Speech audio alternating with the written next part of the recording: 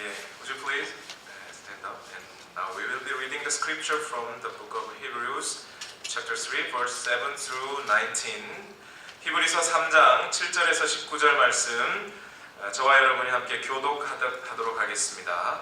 첫 구절은 제가 읽고 마지막 구절은 다 같이 함께 읽습니다. 그러므로 성령이 이르신 바와 같이 오늘 너희가 그의 음성을 듣거든 시험하던 날에 거역하던 것 같이 너희 마음을 완고하게 하지 말라. 거기서 너희 열조가 나를 시험하여 증험하고 40년 동안 나의 행사를 보았느니라. 그러므로 내가 이 세대에게 노하여 이르기를 그들이 항상 마음이 미혹되어 내 길을 알지 못하는도다 하였고 내가 노하여 맹세한 바와 같이 그들은 내 안식에 들어오지 못하리라 하였느니라.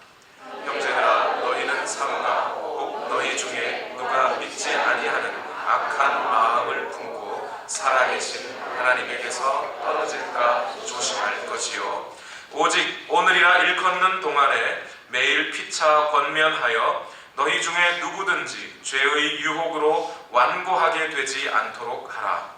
우리가 시작할 때에 확신한 것을 끝까지 견고히 잡고 있으면 그리스도와 함께 참여한 자가 되리라. 성경에 일렀으되 오늘 너희가 그의 음성을 듣거든 경노하시게 하던 것 같이 너희 마음을 완고하게 하지 말라 하였으니 듣고 경노하시게 하던 자가 누구냐? 모세를 따라 애굽에서 나온 모든 사람이 아니냐? 또 하나님이 40년 동안 누구에게 노하셨느냐? 그들의 시체가 광야에 엎드러진 범죄한 자들에게가 아니냐? 또 하나님이 누구에게 맹세하사 그의 안식에 들어오지 못하리라 하셨느냐? 곧 순종하지 아니하던 자들에게가 아니냐? 다 같이 읽겠습니다. 이로 보건대 그들이 믿지 아니함으로 능히 들어가지 못한 것이라. 아멘. 자리에 앉겠습니다. 이제 히브리서 강의로 다시 돌아왔습니다. 말씀을 시작하면서 우리 다 같이 함께 고백해야 될 고백이 있죠? 다 같이 고백해볼까요? 시작! 예수님이 최고이십니다. 알아주셔서 너무 감사합니다. 다시 한번 고백합시다. 시작! 예수님이 최고이십니다. 그리고 옆에 계신 분께 말씀을 드려야죠. 뭐라고 말씀할까요? 예수님 잘 믿읍시다. 우리 다시 한번 우리 손을 잡고 진심으로 진지하게 고백합시다. 격려합시다. 예수님 잘 믿읍시다. 예수님 잘 믿읍시다. 아멘. 2009년으로 기억합니다. 제가 신학교에서 공부하면서 흔하지 않은 일인데 그 해에는 공부에 대한 욕심을 좀 많이 냈습니다. 한 학기에 헬라어 서기 과목과 히브리어 서기 과목을 함께 다 들었습니다. 아시는 분들은 벌써 웃으시네요. 오늘은 헬라어, 내일은 히브리어 이러면서 공부했던 기억이 납니다. 미국 학생들도 그렇게 시간표를 짜진 않습니다. 헬라어 다 끝내고 히브리어 뭐 이런 식으로 하는데 그 해 서기 과목을 다 들었습니다. 거기에다가 그 학기에는 기독교 변증에 관한 과목도 같이 들었는데요. 매 시간, 매 클래스마다 거의 작게는 50페이지, 많게는 한 100페이지 정도의 교재를 읽고 테스트를 쳐야 하는, 매 시간마다 테스트를 쳐야 되는 시험 치는 과목이었습니다. 유명한 선생님이 가르치는 과목이어서 욕심을 좀 부렸습니다. 거기다가 주말에 교회의 목장에서 활용할 교재로 쓸 교재를 주말에는 교재를 만들었습니다. 목사님 김정우 전사 한번 만들어 보세요. 그래서 열심히 만들었습니다. 지금 그 교재를 들춰보면 참 조악하기 그지없는 교재이지만 그 당시 저의 미약한 지식으로 최선을 다해 만들었던 기억이 납니다. 그래서 그 학기에는 그 학기 한 학기 내내 매일 통틀어서 거의 매일 4시간 이상 잠을 자는 기억이 별로 없습니다. 거의 한 3시간, 4시간 정도 자면서 한 학기를 보냈습니다. 그해 여름에 한국에 나가서 이제 건강검진을 받았는데요.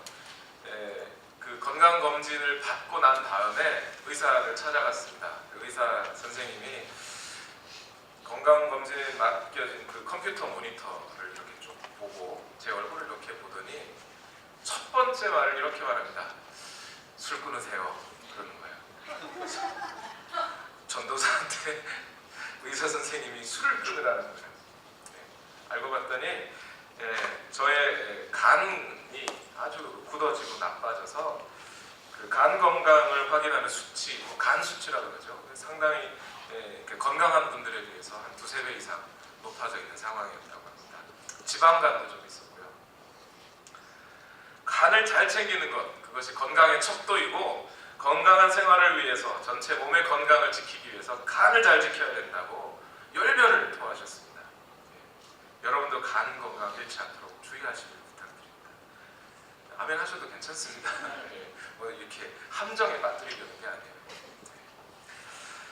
우리 몸을 건강하게 하기 위해서, 건강을 잘 지켜내기 위해서 간을 잘 지켜내야 하듯이 우리의 믿음과 우리의 영적인 삶과 하나님과의 관계, 우리의 구원의 삶을 잘 유지하기 위해서 잘 지키고 유지해야 할 것이 있습니다.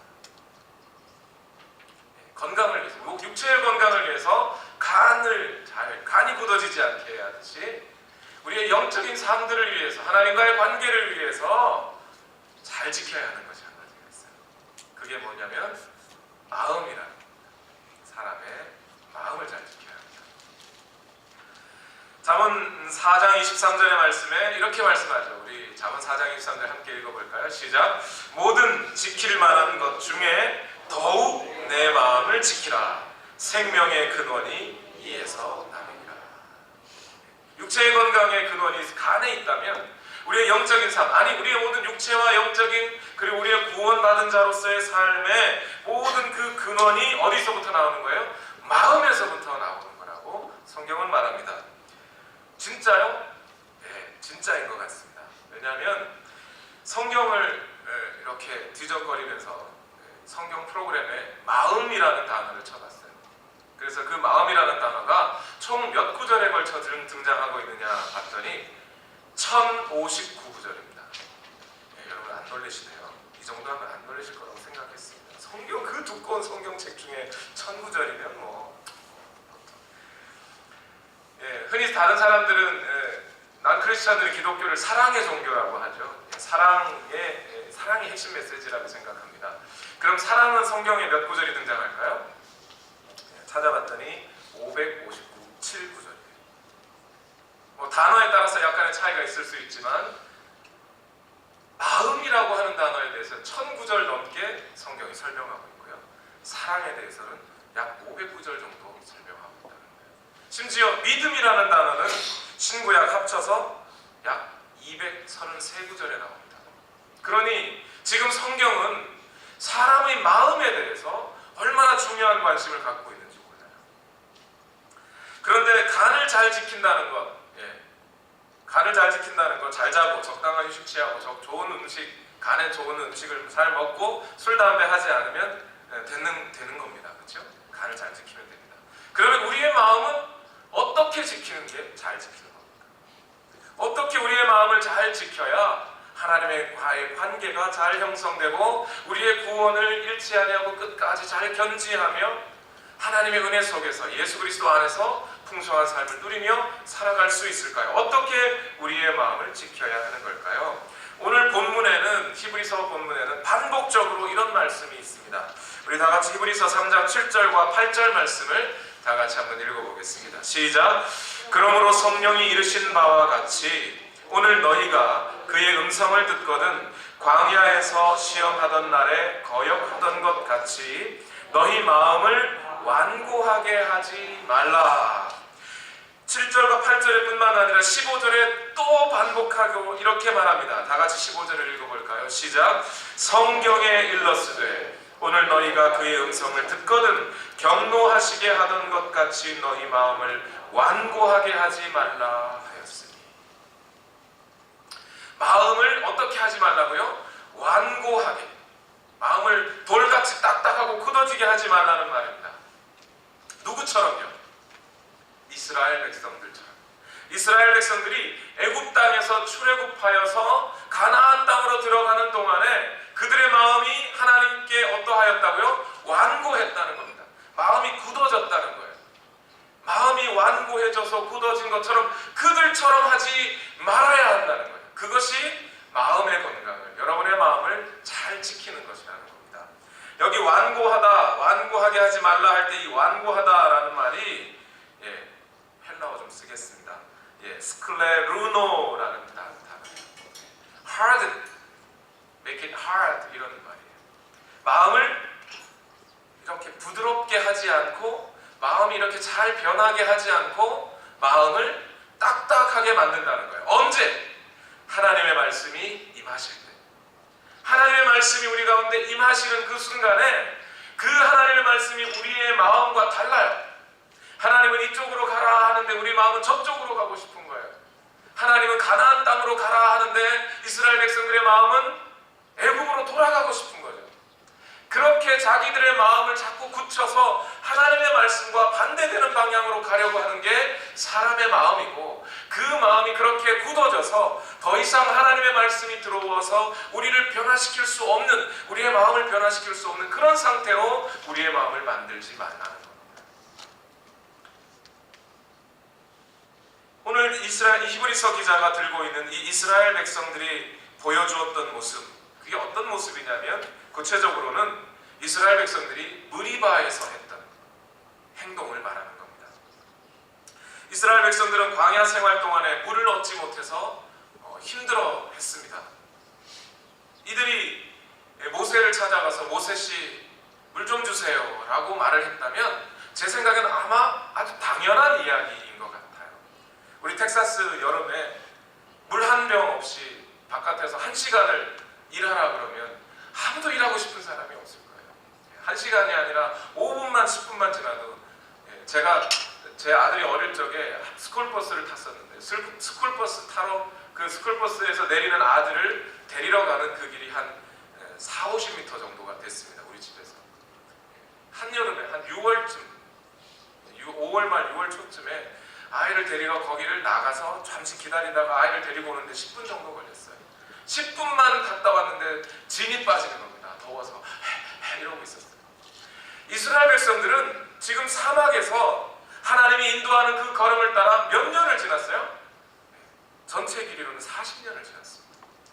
아마 그 무리바의 사건이 있었을 그때가 몇 년이 지났는지 정확하게 저도 알 수는 없습니다만 벌써 10년 정도 흘렀을지도 20년이 흘렀을지도 모르는 일이에요.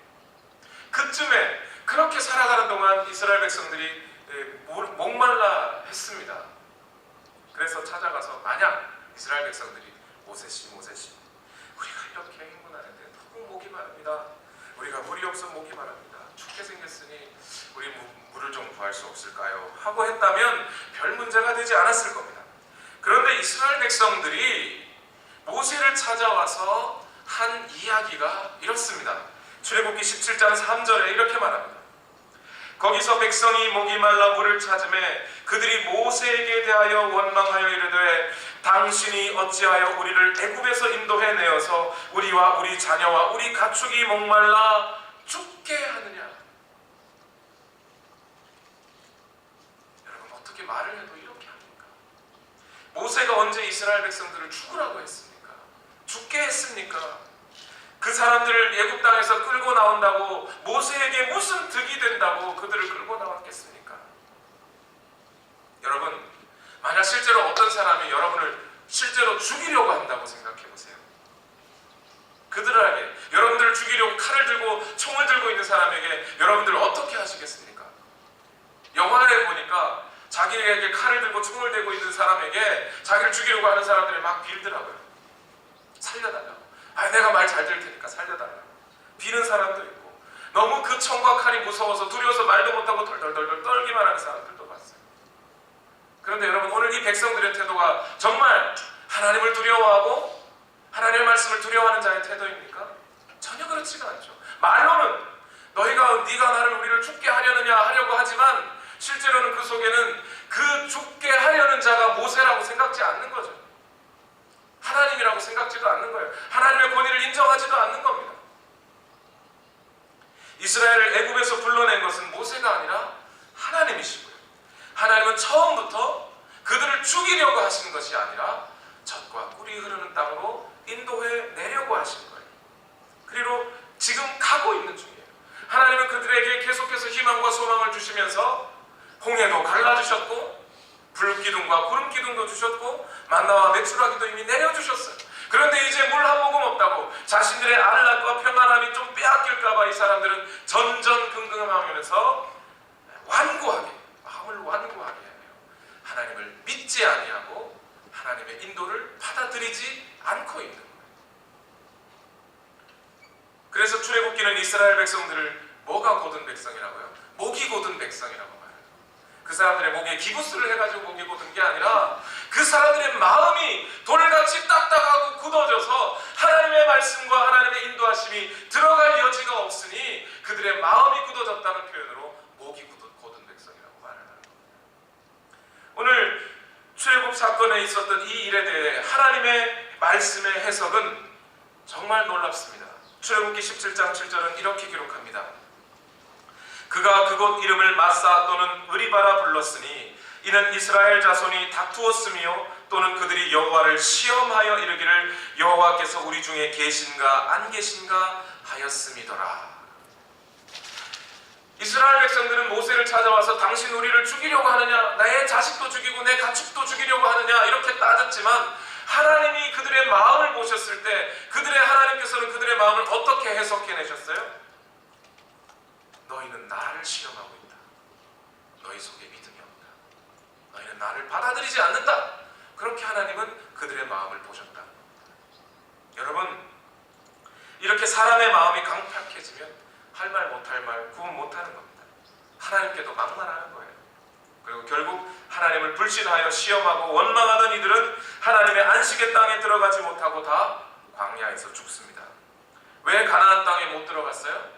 하나님의 손이 짧아서 못 들어갔어요? 하나님의 능력이 없어서 못 들어갔습니까? 하나님이 도와주지 않아서 못 들어갔어요? 엄격하게 말하면 하나님이 못 도와주는 거예요. 하나님을 신뢰하지 않는데 하나님의 능력이 부족해서 못한다는 게 아니라 그들이 하나님을 의심하고 하나님의 의도를 의심하는 이상 하나님은 더 이상 그들을 도와줄 수가 없는 거예요. 하나님의 손이 미치는 그 순간 그들은 하나님 왜 날 죽이시려 하나이까 이러고 있는데 어떻게 그들을 도와줍니까? 그래서 결국 가데스 바네아에서 가나안 땅에 정탐꾼을 보냅니다. 그리고 정탐꾼의 보고를 들은 후에 백성들은 뭐라고 말합니까? 민수기 14장 1절에서 3절 말씀에 온 회중이 소리를 높여 부르짖으며 백성이 밤새도록 통곡하였더라. 이스라엘 자손이 다 모세와 아론을 원망하며 온 회중이 그들에게 이르되 우리가 애굽 땅에서 죽었거나 이 광야에서 죽었으면 좋았을 것을 어찌하여 여호와가 우리를 그 땅으로 인도하여 칼에 쓰러지게 하려 하는가. 그 사람들의 말대로 그들은 광야에서 죽은 겁니다. 애시당초 그들은 하나님을 받아들이지도 하나님의 인도를 받아들이지도 믿지도 않았던 거죠. 그렇게 마음이 굳어진 상태, 그렇게 마음이 완고해진 상태, 그렇게 마음이 완고하면 하나님도 못 도와줍니다. 여러분의 마음이 하나님의 말씀 앞에 완고해지지 않고 부드럽고 연하여서 하나님의 말씀이 여러분 마음속에 깊이 들어갈 수 있도록 여러분 마음을 잘 관리하시길 바랍니다. 그런데 여러분, 오늘 히브리서 기자가 여러분의 마음을 완고하게 하지 말라라고 하는 이 말을 곰곰이 생각해보면 좀 이상한 점이 한 가지가 있어요. 히브리서 강의를 하면서 히브리서 강의 배경, 첫 시간에 히브리서 배경에 대해서 말씀을 드렸습니다. 특별히 수신자, 히브리서를 읽는 사람들, 그 수신자들의 상황을 여러분께 말씀을 드렸습니다. 히브리서의 이 편지를 읽고 있는 사람은 어떤 사람들이었다고요? 로마에 살고 있는 원래 유대인이었다가 이제 교회로 들어온 사람들을 대상으로 지금 히브리서가 쓰여졌습니다. 그런데 이 사람들은 어떤 상황이 있었어요? 원래 유대인이었다가 기독교로 개종하다 보니까 수많은 핍박에 있었던 겁니다. 목숨의 위협도 있었고요. 재산을 몰수해가는 위협도 있었고요. 가족들이 손가락질하며 너는 배반자라고, 사랑하는 사람들이 자신을 배반자라고 일컫는 그런 아픔도 수모도 겪어야 했습니다. 그러다 보니 그 중에 어떤 사람들은, 몇몇 사람들은 교회를 떠나기 시작했어요. 믿음의 생활을 저버리기 시작했습니다. 그런 사람들에게 지금 히브리서 기자가 뭐라고 얘기하고 있어요? 마음을 완고하게 하지 마라. 마음을 돌처럼 굳어버리게 하지 마라. 이 얘기를 하고 있어요. 좀 이상하지 않습니까? 저는 읽으면서 이것이 이상했어요. 아니 지금 목숨의 위협을 받고 있고 순교의 각오를 해야 하는 그 사람들한테 니네 마음이 굳어지지 말게 해라 이렇게 말하는 거예요. 아니 일반적인 상황이면 어떻게 말해야 되겠습니까? 여러분 당신들 순교할 수 있습니다. 그러나 여러분 잘하십시오 뭐 이렇게 해야 될 거 아닙니까? 근데 너희 마음이 지금 완악하다, 돌같이 굳어져 버렸다, 그렇게 하면 안 돼, 이런 얘기를 하고 있어요. 왜 그럴까요? 히브리서 기자는 지금 이런 얘기를 하는 겁니다. 배교라는 것, 교회에서 떠나고 믿음의 자리에서 떠나는 것은 핍박 때문이 아니라는 거예요. 죽음이 무서워서 사람들이 떠나는 게 아니라는 겁니다. 믿음의 자리에서 떠나는 것은 극심한 핍박 때문에 떠나는 것이 아니라 마음이 완고해서 떠나는 거예요.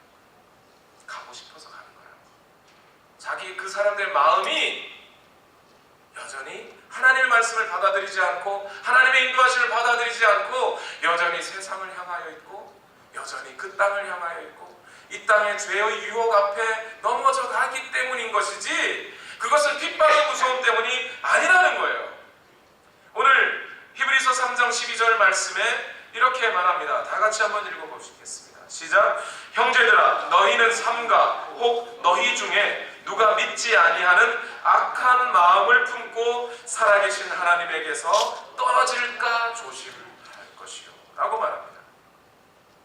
단순히 핍박이 극심해서 배교하는 것이 아니라는 거죠. 하나님에게서 떨어지는 것은 하나님을 믿지 않은 악한 마음 때문에 떨어지는 거라는 거예요. 그래서 마음을 잘 지키라는 겁니다.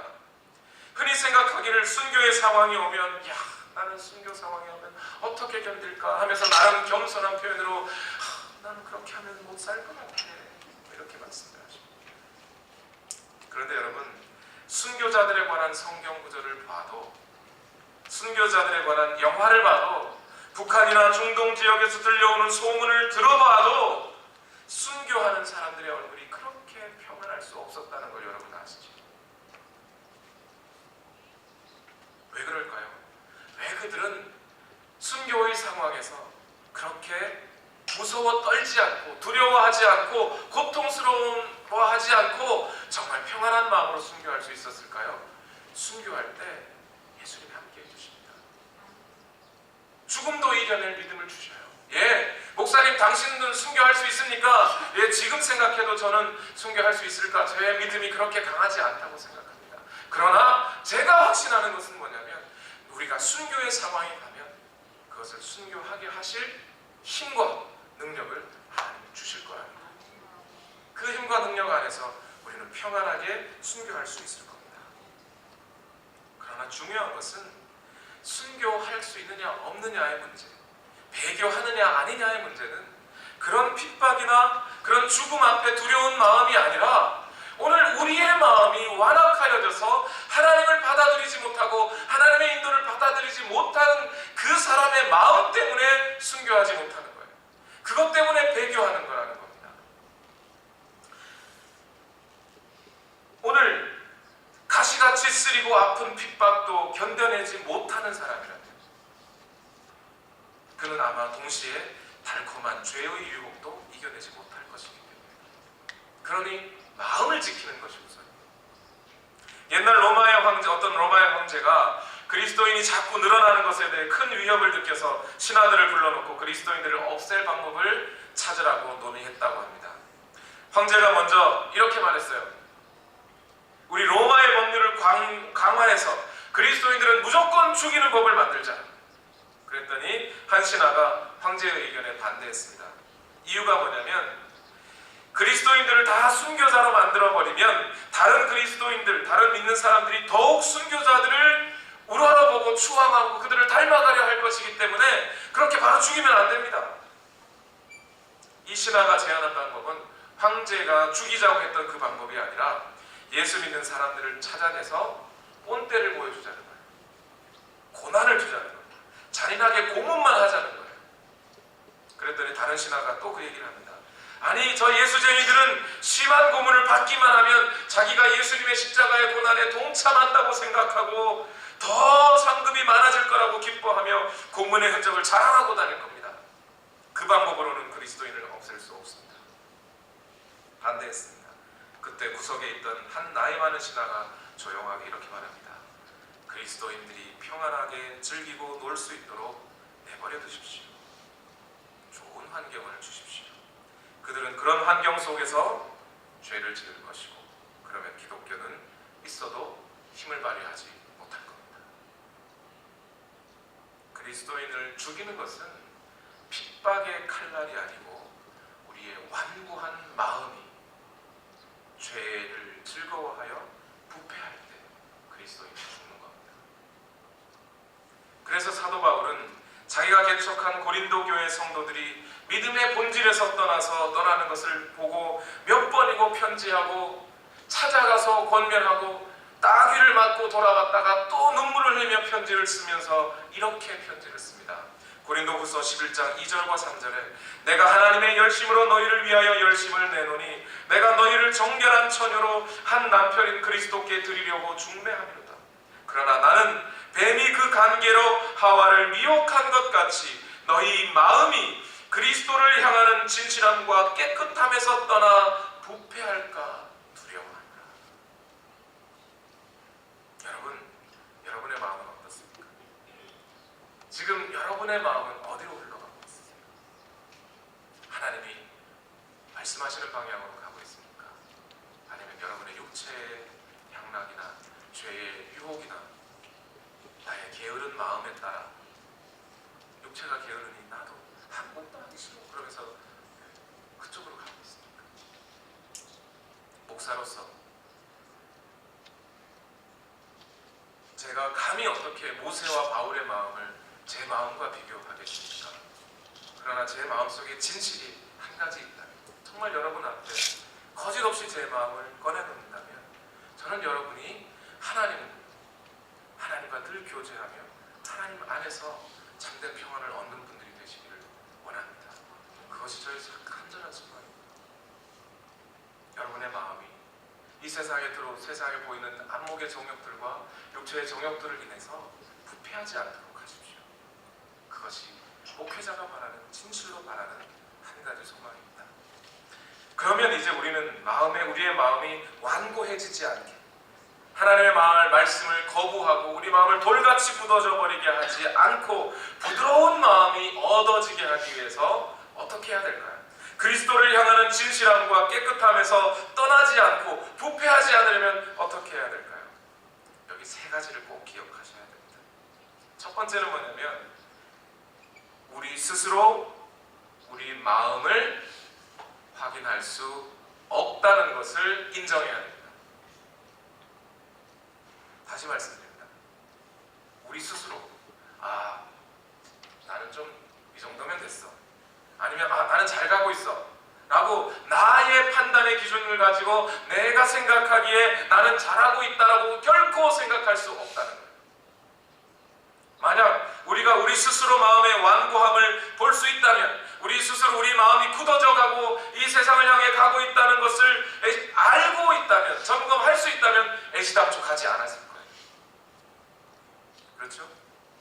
스스로 마음의 부패를 깨달았다면 부패하지 않았을 겁니다. 애시당초. 끓는 물 속에 개구리를 집어넣으면 개구리는 펄짝 뛰어나옵니다. 그런데 찬물 속에 개구리를 집어넣고 서서히 익히면 개구리는 거기서 추어탕이 되고 맙니다. 그리스도인은 그렇게 죽습니다. 우리의 마음이 우리 스스로 확인하고 발견할 수 있었다면 애시당초 우리는 부패하지 않아요. 그러니 이것을 인정해야 됩니다. 우리 마음이 완고해져 가는 것, 내 힘으로, 내 능력으로, 내 지혜로는 알 수 없습니다. 그러면 어떻게 해야 될까요? 두 번째, 우리의 마음을 어디에다 비춰봐야 돼요? 말씀에 비추어 보고 내 마음이 굳어진 것은 아닌지, 완고해진 것은 아닌지를 항상 점검해야 합니다. 그것도 오늘 본문에 의하면 매일 점검하라고 합니다. 예를 들면 이런 식입니다. 여러분, 연초에 아마 1월 첫 주로 기억합니다. 연초에 여러분 설교할 때 그 설교의 제목들을 혹시 기억하십니까? 본질이 이긴다. 본질로 돌아가자는 거였어요. 그리스도인의 본질로 돌아갑시다. 그래서 그리스도인의 본질로 돌아가기 위해서 먼저 이번 한 해는 어디에 집중합시다 그랬나요? 기억 안 나시죠? 1년이 다 지났는데 11월 첫 주니까 이미 10달이 지났는데 그게 왜 기억나죠? 예배에 집중합시다 그랬어요. 그리스도인들은 하나님 앞에 예배드리라는 삶, 예배에 집중합시다. 그런데 여러분, 여러분의 마음을 한번 점검해 보세요. 예배를 드릴 때마다 예배 속에 내게 항상 감격이 있었나?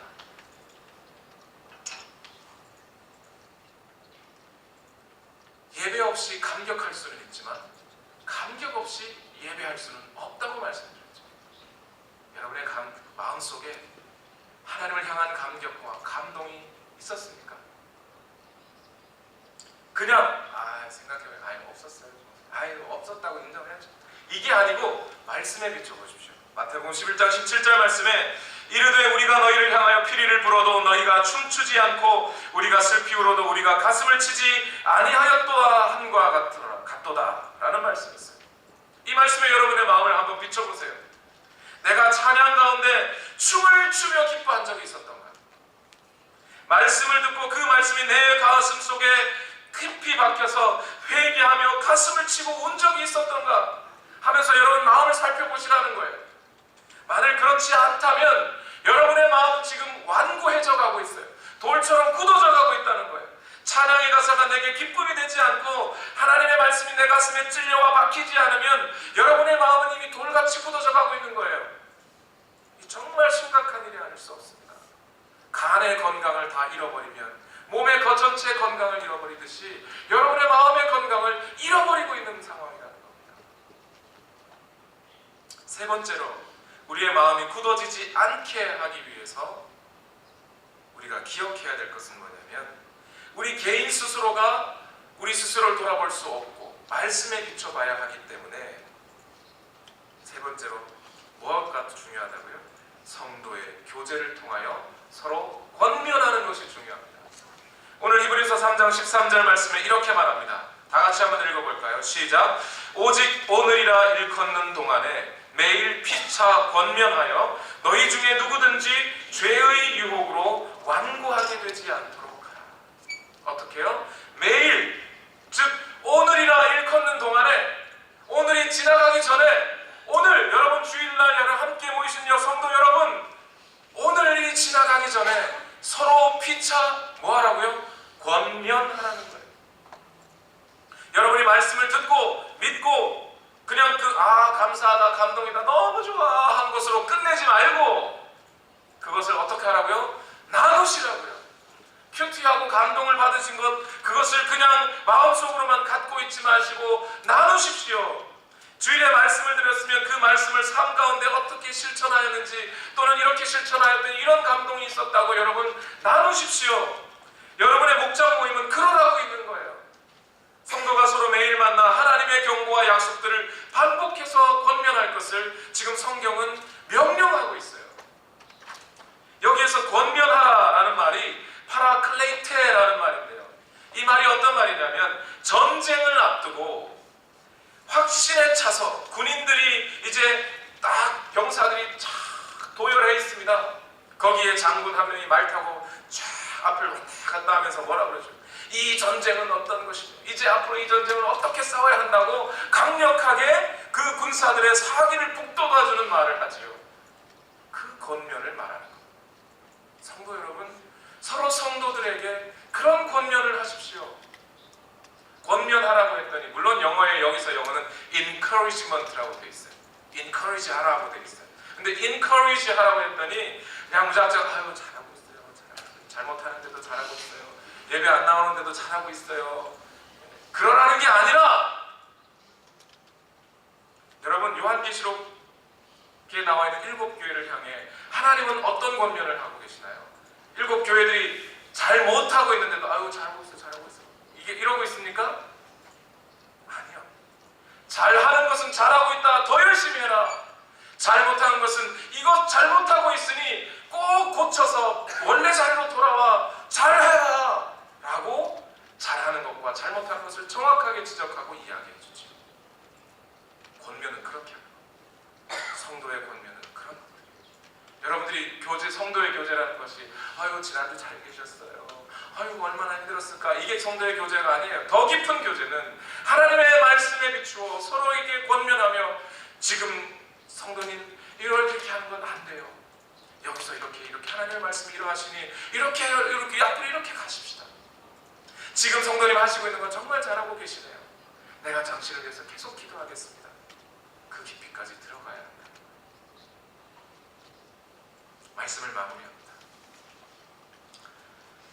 톨스토이의 인생 독본에 보면 한 수도사 이야기가 있습니다. 이 수도사가 기도합니다. 기도할 때 이렇게 기도했어요. 하나님, 어떻게 하면 하나님께 진실되게 살 수 있을까요? 어떻게 하면 더 내가 성스럽고 거룩하게 살아갈 수 있을까요? 어떻게 하면 하나님과 더 깊이 있는 교제 가운데 들어갈 수 있을까요? 그랬더니 하나님께서 이렇게 말합니다. 저기 저 길 건너에 있는 농부집에 가서 며칠 살아봐라. 일주일을 살아봐라. 처음 수도사는 야, 하나님이 저 농부한테 가보라고 했으니 저 농부가 정말 굉장히 경건한 사람이라고 생각했던 거예요. 그런데 가서 일주일을 살아봤더니 배울 게 하나도 없는 거예요.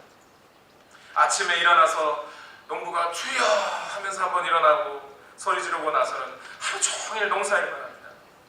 저녁에 집에 와서 하루 종일 농사일 한 피곤한 몸으로 쓰러지면서 주여 하면서 한번 쓰러져 그러고 잠들어 버렸어요. 일주일이 다 지나가도 성경을 보지도 않고 기도도 안 하고 뭐 그렇게 살아가는 거예요. 야, 이 사람한테 뭐 배울 게 있을까?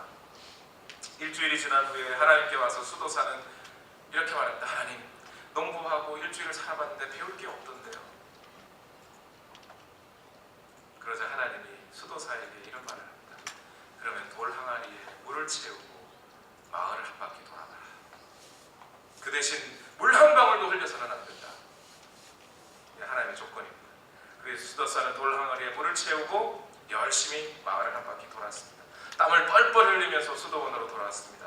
하나님이 물었습니다. 얘야 물 항아리를 들고 돌 때 너는 나를 얼마나 생각했느냐? 주님, 물 항아리 물 떨어질까봐 두려워 주님 생각은 못했습니다. 얘야, 너는 물 하나 흘리지 못하는 것 때문에도 나를 생각하지 못했는데 그 농부는 그 많은 할 일 중에 하루에 2번은 내 생각을 했다. 얼마나 대단하냐. 여러분, 주님이 여러분에게 원하시는 것이 무엇입니까? 제발 주님을 의식해달라는 거예요. 주님을 생각해달라는 거예요. 여러분의 삶에 하나님을 개입시키고 생각해달라는 거예요.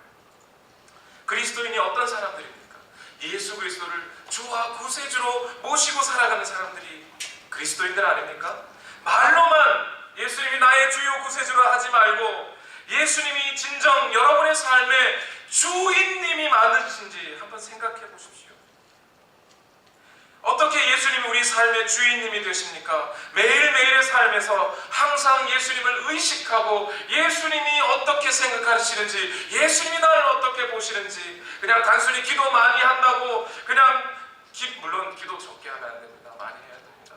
성경 많이 읽어야 합니다. 그러나 단순히 그렇게만 한다고 예수님이 주인님이 되는 게 아니라 우리의 매일의 삶 속에서 우리의 한순간 한순간마다 예수님을 기억하고 그 예수님의 인도하심을 마음속에 받아들이고 그 마음의 인도함을 따라 살아가는 사람, 그 사람이 그리스도인이고 그런 사람이 예수님을 주인으로 모신 사람들이 아닙니까? 에스겔서에서는 이런 예언을 하셨습니다. 에스겔 36장 26절에 또 새 영을 너희 속에 두고 새 마음을 너희에게 주되 너희 육신에서 굳은 마음을 제거하고 부드러운 마음을 줄 것이며 어떻게 해요? 성령님이 우리 가운데 임하실 때 그 성령께서 우리 마음을 변화시키시고 우리 마음에 감동하시고 우리 마음에 말씀하시는 것을 우리가 귀 기울여 듣고 늘 그 성령의 음성에 민감하게 행동하면 바로 이 에스겔 36장의 말씀, 굳은 마음이 제거되고 부드러운 마음을 줄 것이라고 하는 이 예언의 말씀이 우리 가운데 임할 것입니다. 예수님의 죽으심을 생각할 때 우리의 마음은 부드러워지게 되어 있습니다. 우리 다 같이 기도하겠습니다.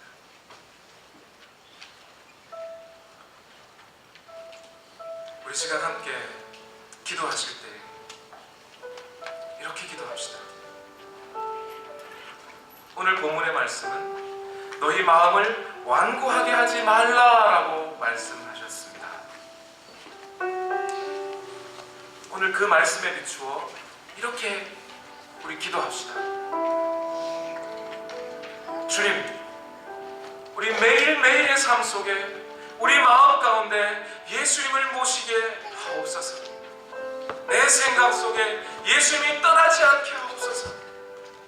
언제나 예수님과 동행하게 하시고 그 말씀을 받아들이게 하시고 믿게 하시고 내 온 마음을 다하여 예수님을 받아들이고 예수님을 인정하고 주인으로 모시고 살아가게 하옵소서라고 우리 이렇게 다 같이 한 목소리로 합심하여 기도하겠습니다. 살아계신 아버지 하나님, 오늘도 우리 가운데 역사하여 주시고 우리 마음을 부드럽게 하소서.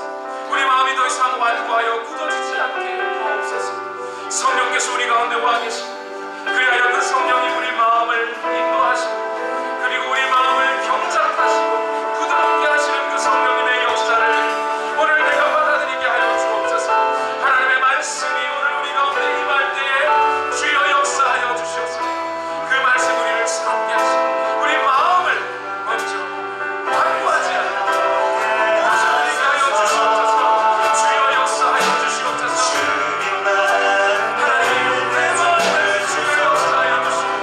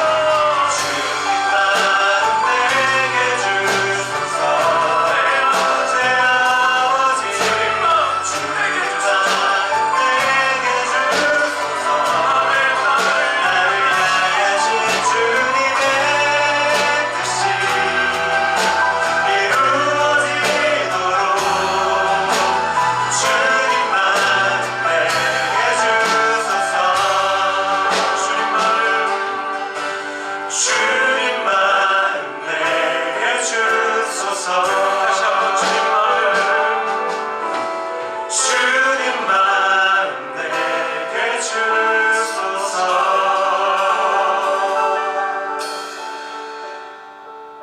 살아계신 아버지 하나님,